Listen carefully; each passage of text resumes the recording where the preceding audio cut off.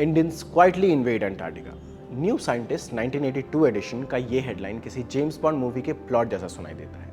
पर साइंटिस्ट के इस मिशन की वजह से आज इसरो अपने सैटेलाइट से बेटर कम्युनिकेट कर पा रहा है। पर अंटार्कटिका ही क्यों? आइए जानते हैं आज की स्टोरी क्या है।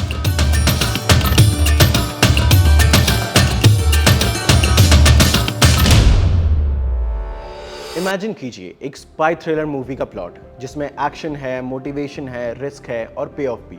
पर यह कोई मूवी नहीं, सच्चाई है। 1959 में अंटार्कटिका ट्रीटी साइन होती है जो मेंबर कंट्रीज को डिसीजन मेकिंग का पावर देती है अंटार्कटिका के गवर्नेंस में। इनमें सिर्फ गिने चुने 12 कंट्रीज को मेंबर कंट्रीज का दर्जा मिलता है, पर इंडिया को नहीं। इंडियन साइंटिस्ट को पता था कि अंटार्कटिका साइंटिफिक रिसर्च और स्पेस एक्सप्लोरेशन के लिए बहुत इंपॉर्टेंट है, इसलिए इंडिया एक सीक्रेट मिशन डिवाइस करता है। इसके तहत 81 साइंटिस्ट के एक ग्रुप को अंटार्कटिका के 3rd एक्सप्लोरेशन पे भेजा जाता है, जिसके बारे में सिर्फ प्राइम मिनिस्टर ऑफिस और कुछ पार्टनर कंट्रीज को ही पता था। -40 डिग्री का टेम्परेचर और मिशन का सक्सेस रेट सिर्फ 15%। क्या हम ये कर पाएंगे? प्राइम मिनिस्टर इंदिरा गांधी ने टीम लीडर डॉक्टर हर्ष गुप्ता से पूछा।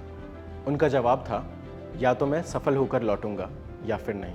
टीम का हौसला इतना बुलंद था कि इतने दिक्कतों के बाद भी उन्होंने असंभव को संभव कर दिया और सिर्फ 60 दिनों में इंडिया का पहला रिसर्च स्टेशन दक्षिण गंगोत्री अंटार्कटिका में बिल्ड कर दिया। पर दक्षिण गंगोत्री से स्पेस मिशंस का क्या लेना देना? तो ये रिसर्च स्टेशन इसलिए इम्पोर्टेंट था क्योंकि इसके ऑपरेशन से जो इंसाइट्स मिले वो यूज़ करके इसरो ने 2013 में अंटार्कटिका में एक ग्राउंड स्टेशन सेटअप किया और इस ग्राउंड स्टेशन से सैटेलाइट कम्युनिकेशन, डेटा रिट्रीवल और साइंटिफिक सैटेलाइट्स को ट्रैकिंग और कमांड फंक्शन भी प्रोवाइड करते हैं। समझते हैं कैसे। कम्युनिकेशन सैटेलाइट्स दिन में 10 से 13 बार पोल्स के पास से गुजरते हैं, जिससे near real time data transfer possible हो जाता है। पोल्स पर लोकेटेड ये ground stations Indian remote sensing satellites जैसे कि कार्टोसैट 2 सीरीज, स्कैटसैट 1, रिसोर्ससैट 2 और कम्युनिकेशन सैटेलाइट्स जैसे कि जीसैट से डेटा रिट्रीवल और प्रोसेस करते हैं। और ये रिफाइंड प्रोसेस डेटा हैदराबाद के शादनगर में based national remote sensing centre को पास ऑन किया जाता है।